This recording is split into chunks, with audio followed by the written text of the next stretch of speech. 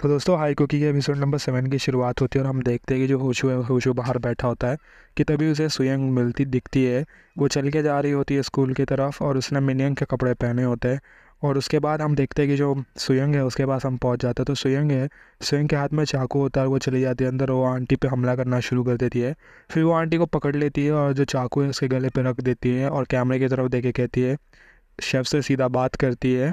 तभी हम देखते हैं कि जो होशू है वो वॉइस नोट छोड़ देता है मिनियंग के लिए और जो सॉन्गपिल है वो वॉइस नोट सुन लेता है।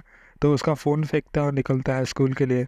और जो होशू है वो पीछा करना शुरू कर देता है सुयंग का और वो पहुंच जाता है उसी फ्लोर पे जहाँ पे कुकी बनाया जाता है। और जब सुयंग ने पकड़ के रखा होता है आंटी को तो जो अंकल है अंकल भी बाहर आता है। और अंकल जैसे ही बाहर आता है तो जो आंटी कहती है कि उसने तुम्हारी बहन को ऐसा बनाया, मैंने कुछ किया ही नहीं। वो जो आदमी है ना वो सामने, उसने ही तुम्हारी बहन को कुकी खिलाया था, उसने ही तुम्हारी बहन को मारा था।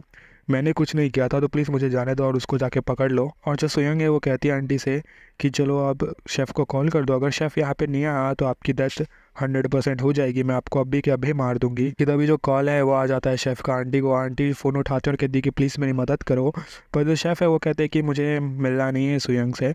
और वो सुयंग को कह देता है कि अगर तुम्हें इसे मारना है तो मार दो। तो जो सुयंग है वो चाकू मार देती है आंटी के हाथ पे।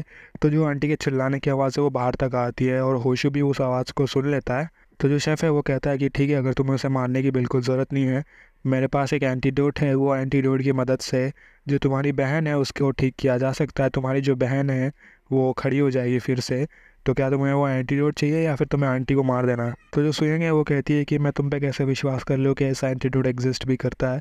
कि तभी जो अंकल है उसके फ़ोन पे मैसेज आता है और वो फिर से चला जाता है अपने सीक्रेट रूम में। और उसके बाद वो बाहर जाता है। तो जैसे बाहर जाता है तो जो होशू है वो होशू उस आदमी को देख लेता है और वो वहाँ से चुपचाप निकलने की कोशिश करता है।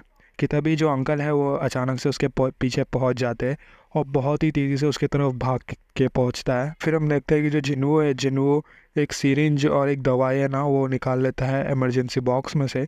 तो हमें ये नहीं बताया जाता कि उधर उस रखा किसने था, पर जो जिन्वो है उसके पास एंटीडोट होता है। और उसके बाद जो शेफ़ है वो फ़ोन कट कर देता है। तो जैसे ही शेफ़ फ़ोन कट करता है जो सुयंग है वो कहती है लगता है मुझे तुम्हें मारना ही पड़ेगा और तुम्हें बिल्कुल भी केयर नहीं करता। कि तभी जो अंकल है वो होशू को लेके आ जाता है रूम में और जो दोनों कुकी है वो खिला देता है होशू को। और उसके बाद होशू भी हंसता है और बेहोश हो जाता है। कि तभी अंकल है ना वही सेम एंटीडोट निकालते हैं और वो दे देते हैं होशू को। उसके बाद जो सोंगपिल है वो आ जाता है स्कूल में। तो जैसे ही वो स्कूल में पहुंचता है तो बाहर उसे जिन्वो मिल जाता है। तो जिन्वो उससे बात करता है और कहता है कि आप इतने रात को कहाँ से आ रहे हो। और जो जिन्वो है वो ई सिगरेट फूक रहा होता है। तो जो वो फूक रहा होता है तो वो कहता है सर आपने मुझे ये नहीं कहा कि मुझे स्मोक नहीं करना चाहिए। तो जो सोंगपिल है वो कहता है कि हाँ, आपको स्मोक नहीं करना चाहिए। उसके बाद जो सोंगपिल है वो जो गर्ल्स डॉर्मेट्री है उसकी तरफ जा रहा होता है। तो जिनको कहता है कि आपको इतने रात में जो गर्ल्स डॉर्मेट्री है उसकी तरफ नहीं जाना चाहिए। सोंगपिल कहता है कि जो सुयंग की बहन है, सुयंग की बहन ने मुझसे रिक्वेस्ट किया था, इसके लिए मुझे जाना पड़ेगा। इतनी देर में हम देखते हैं कि जो होशू है, होशू को होश आ जाता है फिर से। वो जाग जाता है, यानी कि जो एंटीटोड है वो काम कर जाता है। तो जैसे ही सुयंग देखती है कि होशू एक्चुअली में उठ गया तो वो आंटी को छोड़ देती है और उससे बात करने की कोशिश करती है और पूछती है कि तुम ठीक हो। तो वो कहता है कि मैं ठीक हूँ। तो उसको अभी भी पूरे अच्छी तरह से होश आया नहीं होता, उसे मालूम नहीं होता कि हो क्या रहा है। तो उसके बाद जो अंकल है अंकल उसे उठाते हैं और बाद में छोड़ आते हैं बीच रास्ते में डॉर्मेट्री में, जिससे जब वो जागे तो उसे लगे कि वो बेहोश हो गया था, उसे कुछ याद ना रहे। उसके बाद जो शेफ़ है वो फिर से कॉल करता है और जो कैमरा है वो शुरू हो जाता है। तो कैमरा ऐसे स्वयं को कहता है कि तुमने देख लिया ना, एंटीडोट एग्जिस्ट करता है। तो अगर तुम कुकी के डिस्ट्रीब्यूशन में काम करोगी और कुकी का जो डिस्ट्रीब्यूशन है ये 3 से 4 गुना कर दोगी तो मैं जो तुम्हारी बहन है, तुम्हारी बहन के लिए भी तुम्हें एंटीडोट दे दूंगा। उसके बाद जब होशू की नींद खुलती है तो वो देखता है कि वो अपने रूम में होता है और जो जिन्बो है वो उसकी तरफ देख रहा होता है और कहता है कि तुम मुझे बाहर में रहे इसके लिए मैं तुम्हें उठा के यहाँ पे ले आया। और उसके बाद जो आंटी है वो बात कर रही होती है शेफ़ से और शेफ़ को कहती है कि क्या एक्चुअली में जिस सुयंग है उसे जॉब पे रखने की बात कर रहे हो, वो बहुत ज़्यादा खतरनाक है, आपने उसे देखा ना, उसको जैसे ही मौका मिलेगा वो हमें पुलिस से रिपोर्ट कर देगी। तो जो शेफ़ है वो कहता है कि तुम्हें टेंशन लेने की ज़रूरत नहीं है, मैंने एक तरीका ढूंढ लिया जिससे मैं उसे काम करवाऊँगा और हमारा काम बहुत आसानी से करेंगे, तो तुम्हें टेंशन लेने की ज़रूरत नहीं है। उसके बाद आंटी से कहती है कि जो मिनियंग है, मिनियंग ने किसी पुलिस वाले को भी इन्फॉर्मेशन भेजा था तो हमें उसके बारे में भी पता लगाना पड़ेगा। तो जो शेफ़ है वो कहता है कि हाँ, मुझे पता चला कि मिनियंग ने किसी को मैसेज भेजा था।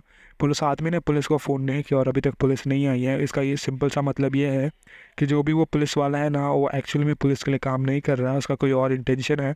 उसे शायद तक जो हमारा ड्रग है, ड्रग का फार्मूला चाहिए जिसे वो बेच सके। तो तुम्हें टेंशन लेने की ज़रूरत नहीं है, मैं उस पुलिस वाले को ढूंढने की कोशिश करूँगा अपने साइड से। तुम सिर्फ कुकीज़ का जो डिस्ट्रीब्यूशन है उसे शुरू करो, कुकीज़ बनाना शुरू करो। उसके बाद योंगपिल को किसी डायरेक्टर करके आदमी का फ़ोन आता है और वो डायरेक्टर के हाथ पर टैटू बना होता है। तो सिंपल सी बात है कि ये माफिया का आदमी है और वो कहता है कि तुम्हारे पास अभी तक फार्मूला मिला नहीं, तुम्हें ये जो ड्रग है ना वो बहुत ज़्यादा स्ट्रॉन्ग है, तो मुझे कुछ भी करके वो फार्मूला ला के दो। तो जो योंगपिल है वो कहता है कि आपको थोड़ा देर वेट करना होगा अगर आपको फार्मूला चाहिए तो। हमें कुछ नहीं मालूम कि शेफ़ कौन है और जब तक हम लोग असली शेफ़ को नहीं पकड़ दे तब तक हमारे पास फार्मूला नहीं आएगा। तभी हम देखते हैं कि जिस पुलिस ऑफिसर को उसने पिछले एपिसोड में पीटा था अपनी गाड़ी में, वो भी वो माफिया वालों के पास होता है और उसे एक कंटेनर में रखा होता है उन लोगों ने। तो एक्चुअली में जो ये माफिया वाले हैं उसने जो योंगपिल है, योंगपिल को इसी कंटेनर में रखा था पहले और उसे भेजा ही इसलिए है जिससे वो जो अपना जो पुलिस का जो बैज है उसका इस्तेमाल कर सके ये फार्मूला को लाने के लिए। और उसके बाद हम आ जाते हैं सुयंग के पास में। तो जो सुयंग है वो मिनियंग का केयर कर रही होती है और जब वो उसका केयर कर रही होती है तो उसके दिमाग में वही बात चल रही होती है कि उसे डिस्ट्रीब्यूशन करना पड़ेगा। पर ये वो सोच रही होती है कि क्या वो ड्रग्स बेचेगी अपनी बहन को बचाने के लिए, क्योंकि ये ड्रग्स बहुत ज़्यादा खतरनाक है और काफ़ी बच्चे ऑलरेडी मर चुके हैं।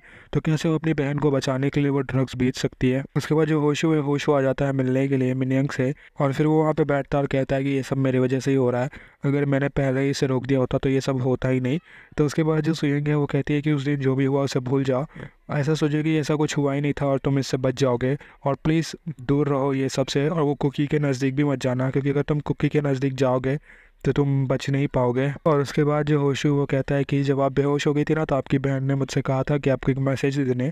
उसने कहा था कि आप जो पूरी ज़िंदगी है वो हमेशा मिनियंग तरह जीती रही है, तो वो चाहती थी कि आप अब जो अपनी ज़िंदगी है अब सिर्फ अपने लिए जिए और आपकी जो ज़िंदगी है वो मिनियंग पे वेस्ट ना करे। उसके बाद हम देखते हैं कि जो सुयंग है वो अपने जॉब पे से रिज़ाइन कर देती है और हम आ जाते हैं स्कूल में। तो स्कूल में जैसे हम लोग पहुँचते तो जो सुयंग है, सुयंग ने अपने बाल कटा लिए होते हैं। तो सुयंग ने अपने बाल कटा लिए होते हैं और वो पहुँच जाती है स्कूल में। और इस बार जो उसका कपड़ा है वो उसका खुद का ही होता है, यानी कि सुयंग का ही होता है। उसके बाद जो होशो है वो बैठा होता है रूम में उस योंगपिल के साथ में और योंगपिल कहता है कि क्या तुम्हें मालूम है सुयंग के, क्या तुम्हें मालूम है मिनियंग के साथ क्या हुआ, क्या तुम मिनियंग से भी बात कर सकते हो, क्या तुम्हें मिनियंग के बारे में कुछ भी पता है। तो जो होशू है वो कहता है कि नहीं, मुझे ज़्यादा कुछ तो नहीं पता, पर मेरे उससे काफ़ी बार बात हुई थी। और उसके बाद जो योंगपिल है वो कहता है कि अगर तुम्हारा कोशिश मिले, अगर तुम्हें मौका मिले बात करने का मिनियंग से, तो प्लीज़ उससे बात कर लेना और तुम जो भी उससे पूछ सको पूछ लेना। उसके बाद जैसे ही होशू बाहर आता है तो वो कोशिश करता है कि वो सुयंग को फ़ोन कर सके। सुयंग को बहुत सारे मैसेज करता है पर जो सुयंग है उसको रिप्लाई नहीं देती है। और फाइनली जब वो फ़ोन करता है सुयंग को तो जो सुयंग है वो डायरेक्टली उसके सामने पहुंच जाती है यूनिफॉर्म में और उसका जो नाम है उसका नाम चेंज हो चुका होता है और उसका जो नया नाम है वो होता है ली युनसो, यानी कि वो एक फ़ेक आइडेंटिटी के साथ आ जाती है स्कूल में। और फिर हम पहुंच जाते हैं स्टाफ रूम में। तो स्टाफ रूम में हमें पता चलता है कि ये जो 3rd ईयर में है और इसका जो ट्रांसफ़र है वो अभी हो रहा है और इसके जो पेरेंट्स हैं वो अमेरिका में बहुत बड़े बिजनेस वाले हैं, यानी कि इनके पास बहुत ज़्यादा पैसा है। पर हम देखते हैं कि जो योंगपिल है, योंगपिल को तो पता ही होता है कि ये मिनियंग की बहन है और वहीं पे एपिसोड नंबर 7 ख़त्म होता है। तो दोस्तों अगर आपने अभी तक मेरे चैनल को सब्सक्राइब ना किया तो सब्सक्राइब कर दे।